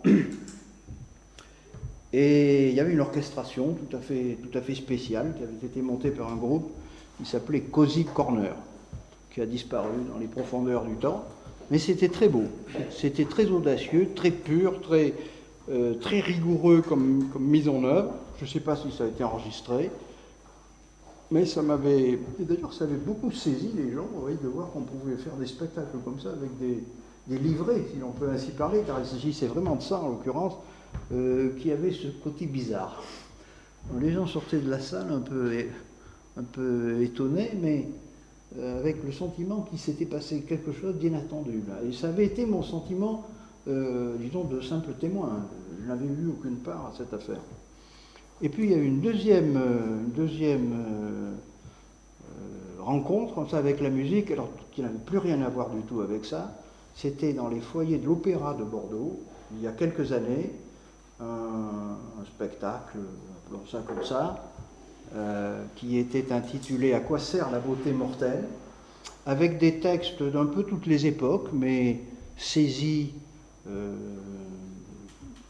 avec une grande sobriété dans la restitution vocale, avec 4 musiciens et des musiques de Monteverdi et de Gesualdo.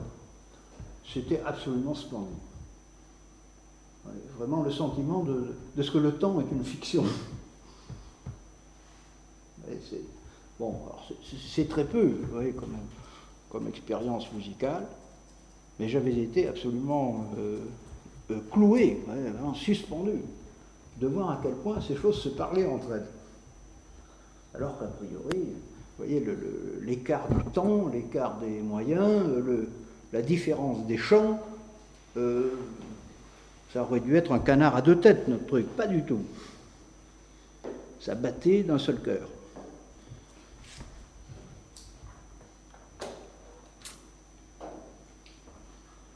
D'autres commentaires, d'autres questions?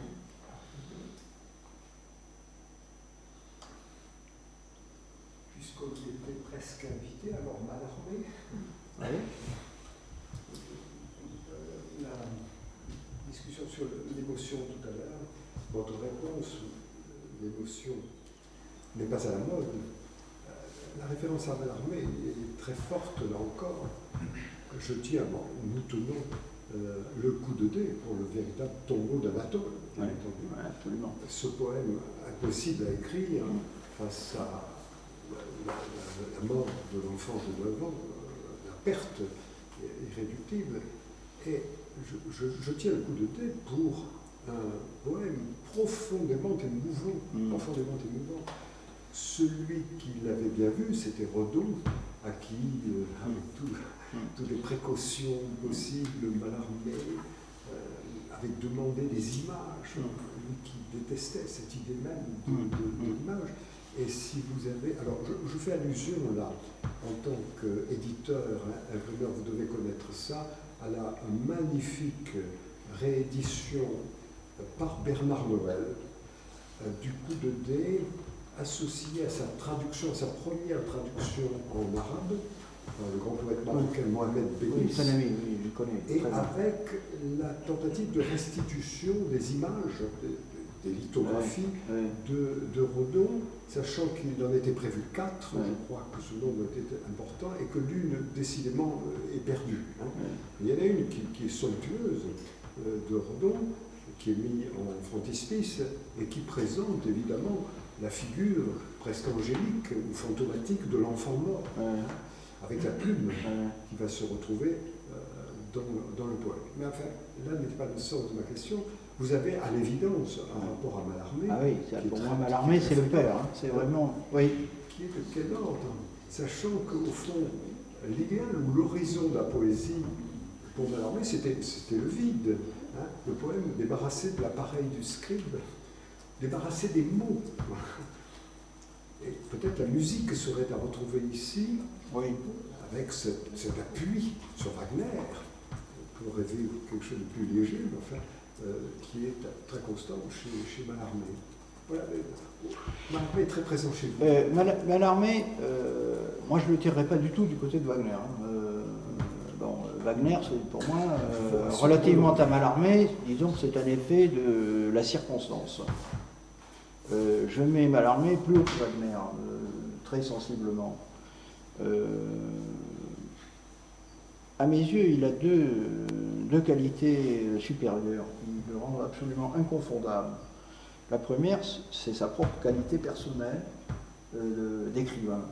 Il a un rapport à la langue qui est d'un degré de raffinement technique, voyez, qui, à lui seul, si vous voulez, laisse derrière le gros de la meute sans problème.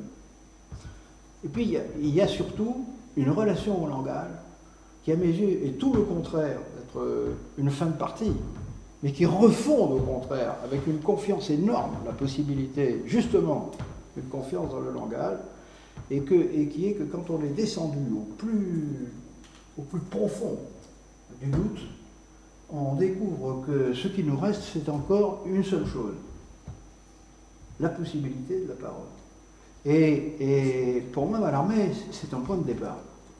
Et une, comment dirais-je, un geste de la plus grande confiance dans le devenir, j'allais dire fatal, puisqu'il a toujours été fatal, ce rapport au langage, qu'on l'ait su ou pas.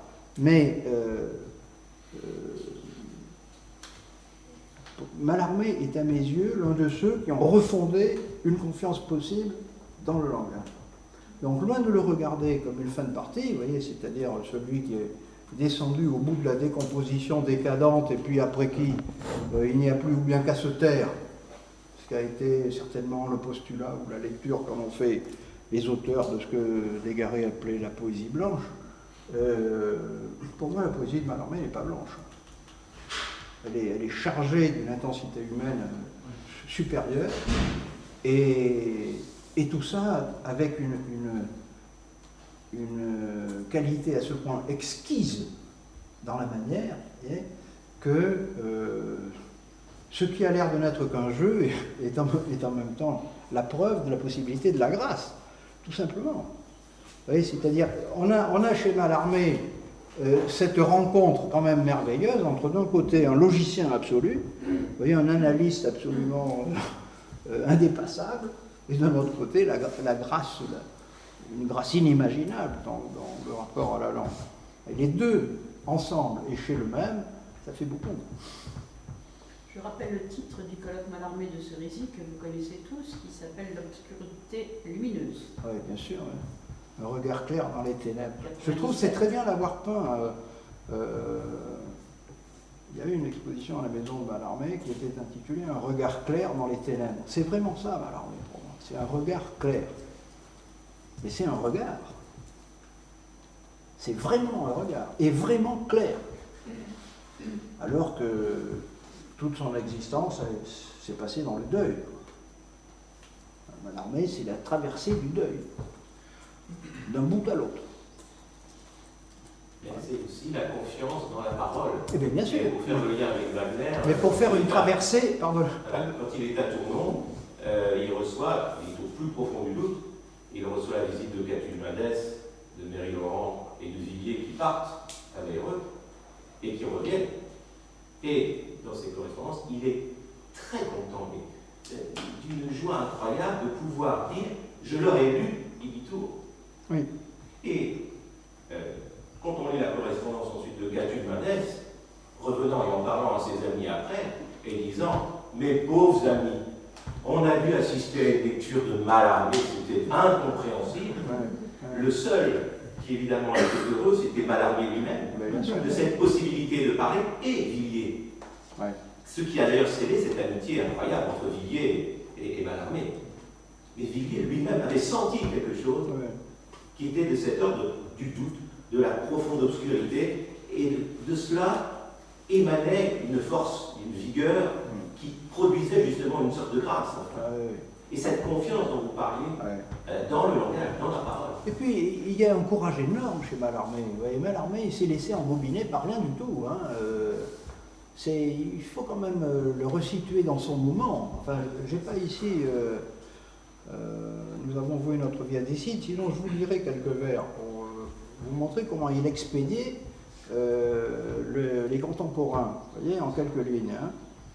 Je vais aller le chercher si vous voulez. Ça se trouve dans Quant au livre. Oh, c'est pas la peine, c'est de la polémique, c'est pas la peine, c'est de la polémique. Bon. Mais, encore que, ça serait peut-être pas mal, hein, parce que vous voyez que c'était un esprit caustique, ce garçon. Il y avait des trucs qui lui hérissaient vraiment le poil dans le mauvais sens. Mais il a refusé toujours d'être traité comme un décadent. À une époque où le décadent était à la main. Vous connaissez le distique. J'ai mal à la dent d'être décadent. Exit. Alors qu'on voulait à toute force le tirer, précisément la revue qui portait ce titre, le décadent, en s'en honorant comme étant une sorte de point final dans le siècle. Et non seulement il a refusé d'être traité comme un décadent, mais en vérité il a toujours agi exactement en sens contraire. Vous voyez, c'est un fondateur pour moi, c'est pas un décadent du tout.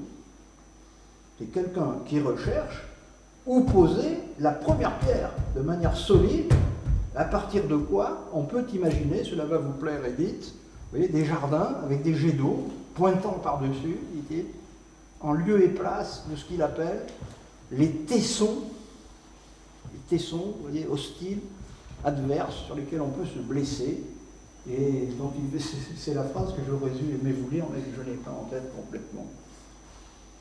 Mais non, Mallarmé était, pour moi, c'est un point de départ absolu. C'est le refus de consentir à l'abandon de ce que sont les puissances de la parole.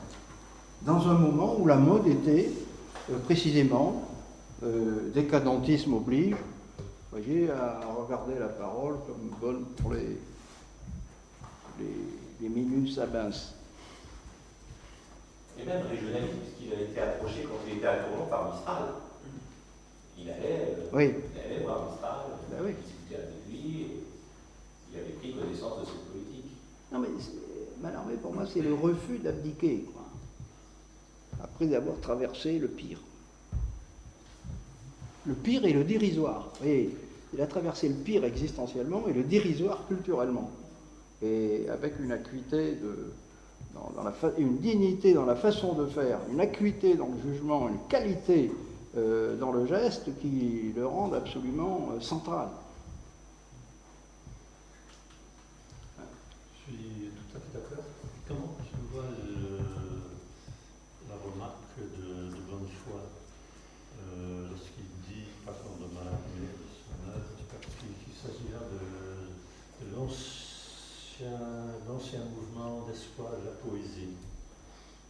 Je ne partage pas le sentiment de Bonnefoy à l'égard de Mallarmé, précisément pour la raison que je dis. C'est un lieu de fondation, Mallarmé, c'est rien d'ancien. C'est rien d'ancien. Alors, ce que Yves Bonnefoy regardait de loin, si vous voulez, chez Mallarmé, c'était les purs miracles fabriqués par les opérations de l'art pur, avec le rêve de ce que d'une façon ou d'une autre il puisse se substituer au réel.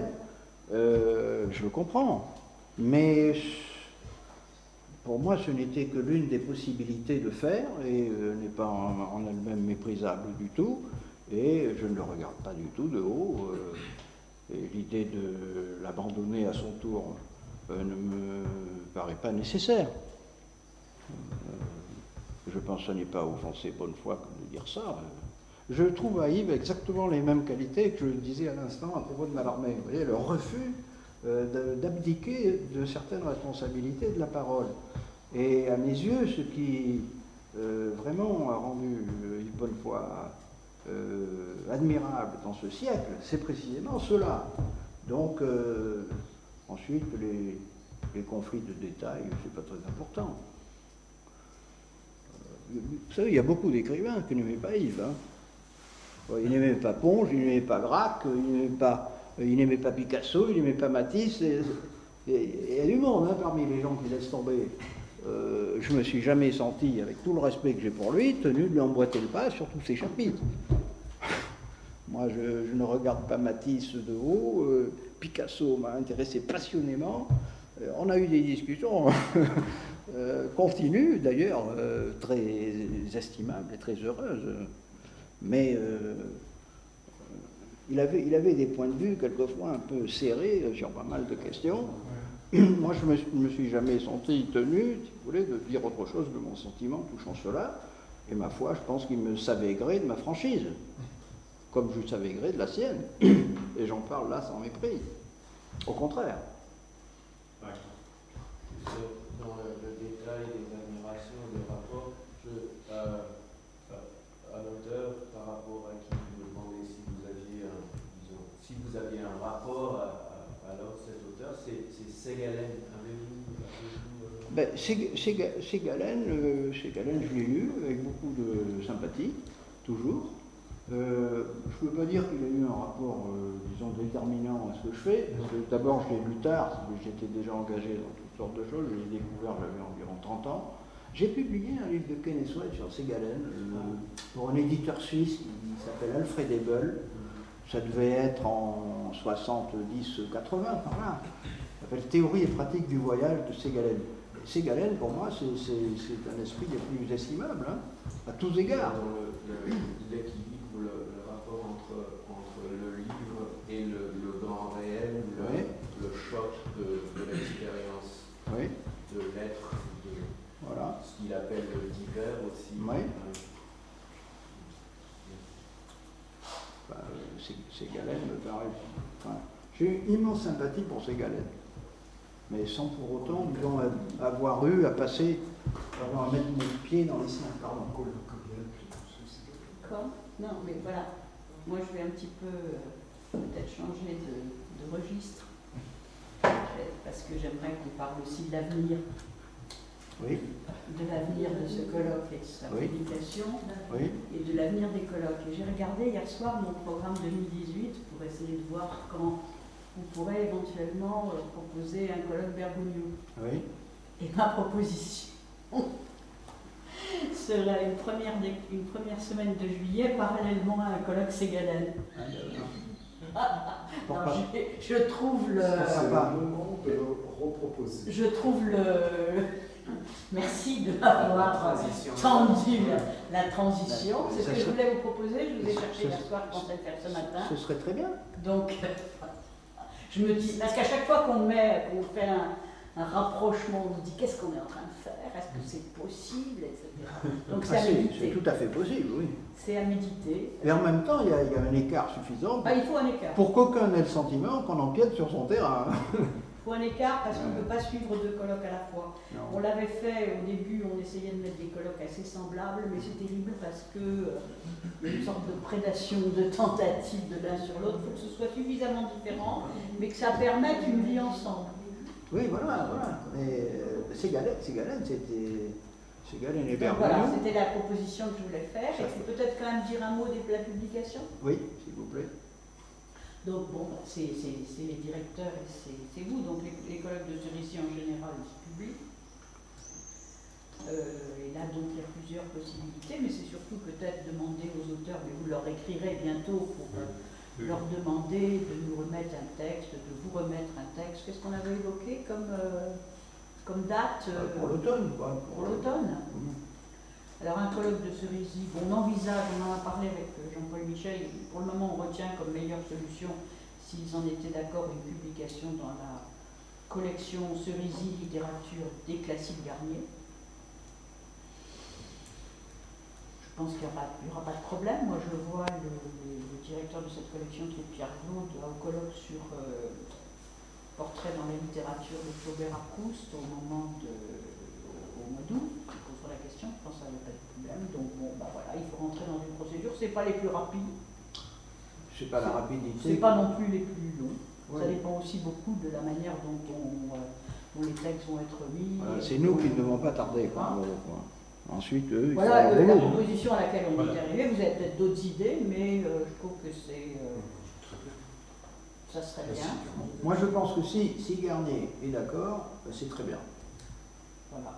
Parce qu'il y a des classiques et des contemporains qui sont mêlés dans une vraie bon, collection de littérature qui est accessible aux étudiants, aux professeurs, qui circule, qui existe. Et petit avantage subsidiaire, c'est que c'est le seul de nos éditeurs qui ne demande pas de mise de fonds. Déjà, ça parle en sa faveur. Donc, voilà. Le seul problème qu'il peut y avoir, mais ça serait le cas pour tous les éditeurs, c'est que si certains souhaitent que leur texte soit accompagné de reproductions, d'images, comme Noir et c'est le blanc. cas. Noir et blanc. Voilà. Alors là, c'est pas du tout vrai pour tous les éditeurs. Herman accepte toutes les. Oui, mais il faut mettre la main Au porte-monnaie. le porte-monnaie. Non, oui. Pour les Il photos. faut ne pas prendre des photos qui ont des droits. Donc c'est plutôt pour les reproductions couleur, voilà. Ouais. Je pensais à certains. Non, mais là, ça veut dire pas de reproduction couleur. Voilà. Dans ce cas-là, c'est la différence de Classique Garnier. C'est pas dramatique,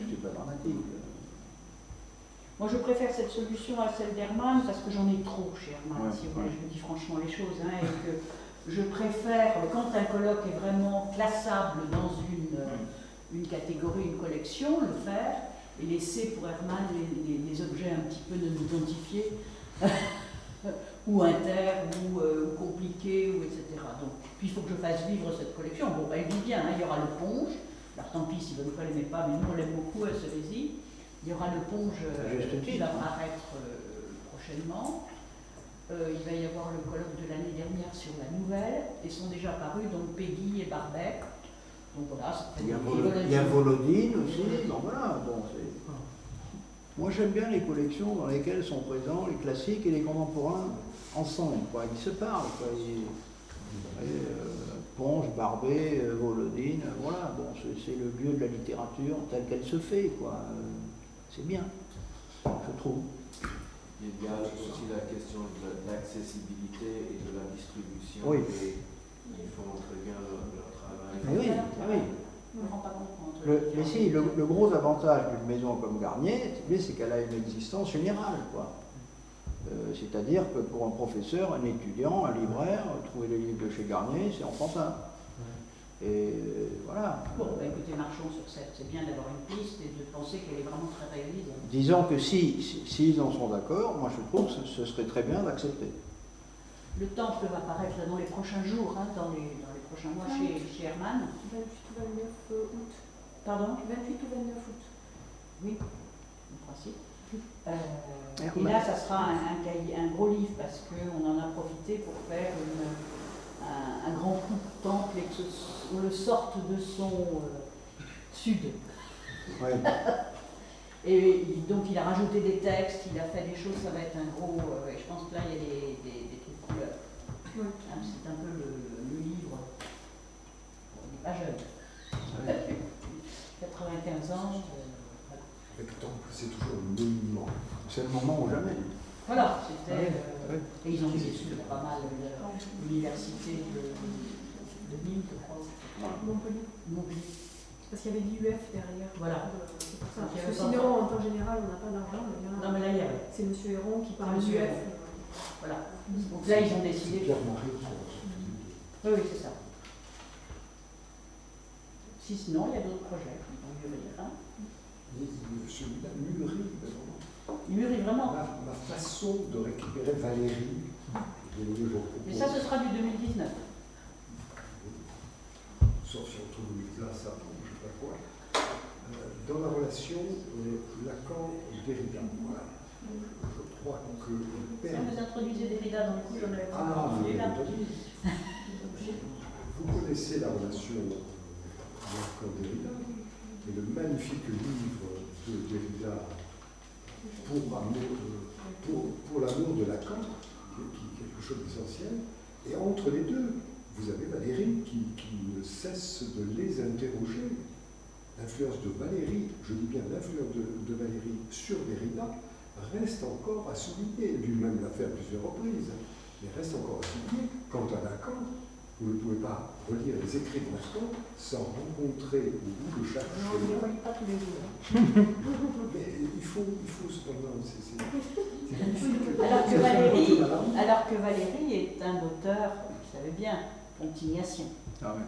Donc Valérie a été très honorée ici, elle est toujours. Il était, vous le voyez au petit déjeuner sur les photos à Pontigny. Et ici, on a fait 2 colloques Valérie. Oui.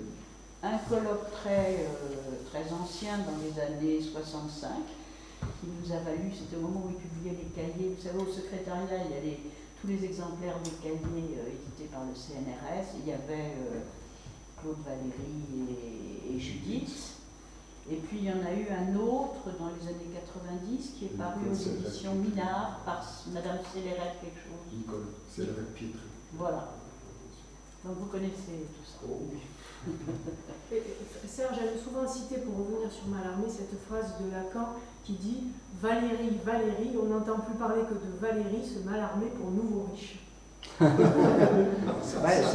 faut restituer. Non mais ça j'admets que, disons, Valérie, si on le réfère à Mallarmé, il est dans une compagnie éprouvante. Mais ceci dit, il le savait.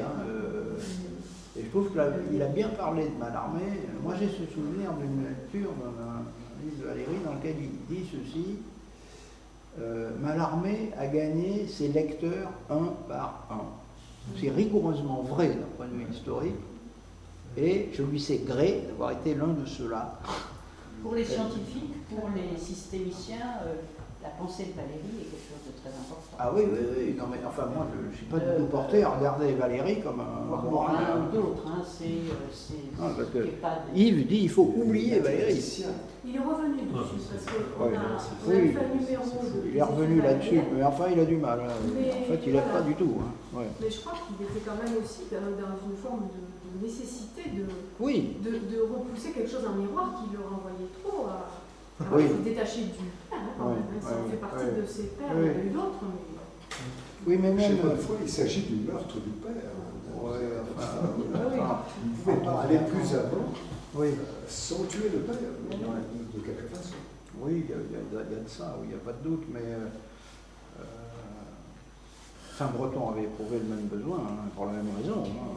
Mais ceci dit, avec un immense respect, c'est-à-dire tout ça c'est très très compliqué. Très très compliqué. Moi, le jour où j'ai rencontré Breton, il m'a parlé de sa rencontre avec Valérie, longuement. Avec d'ailleurs cette expression que j'avais trouvée formidable. Il avait amené un texte à lire à Valérie qui, le lisant, bute sur le mot arpenter.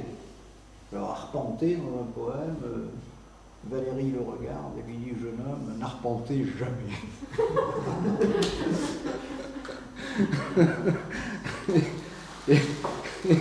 et je crains que Valérie n'ait eu raison.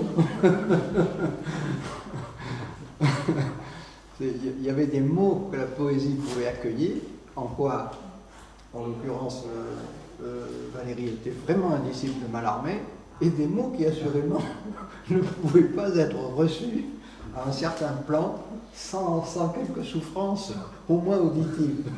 Alors, arpenter, et il avait regardé les Bretons en lui disant « Jeune homme, n'arpentez jamais ».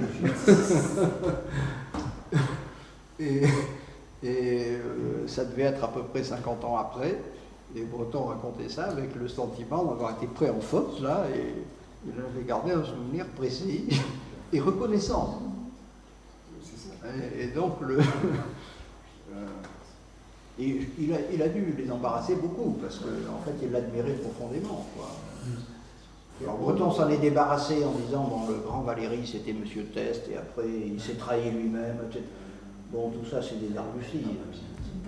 Valérie était Valérie, et eux, ils avaient besoin d'exister, et ils ne pouvaient pas exister dans le monde de Valérie sauf un être rien. Bon, donc, il fallait que Valérie ait tort. mais d'ailleurs, Valérie explique ça très bien. Il y a des textes de Valérie dans lesquels il montre comment un écrivain doit finalement ménager un espace pour exister, quoi, un espace qui soit le sien. Non, il ne peut pas être simplement un comparse ou un porte-fusil. Il faut que chacun ouvre un espace qui montre qu'il est à même de le tenir et de l'habiter d'une façon significative.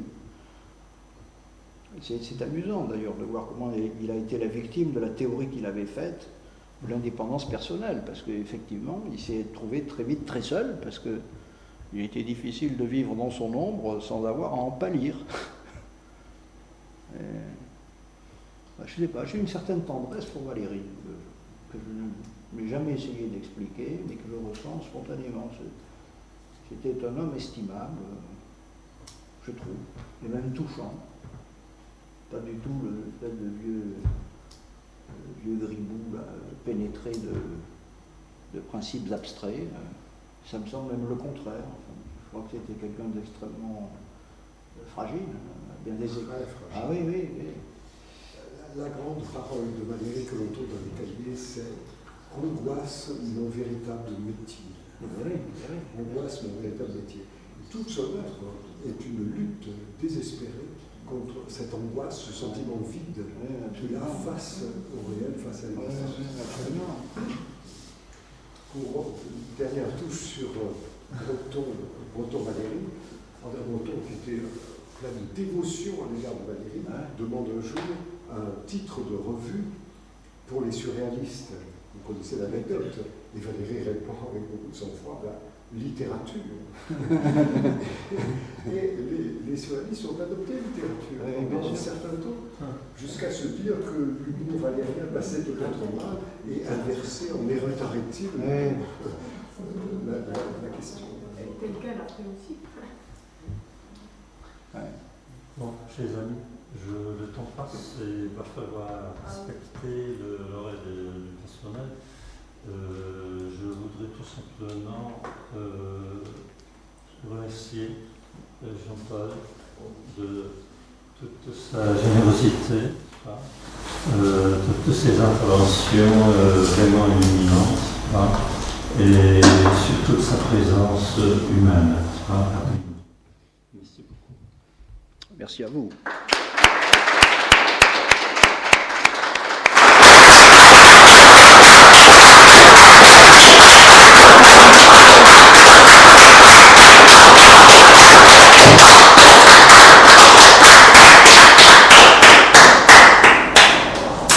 C'est toujours lui qui gagne. Non, je voudrais vous dire infiniment merci, quoi. C'est merveilleux.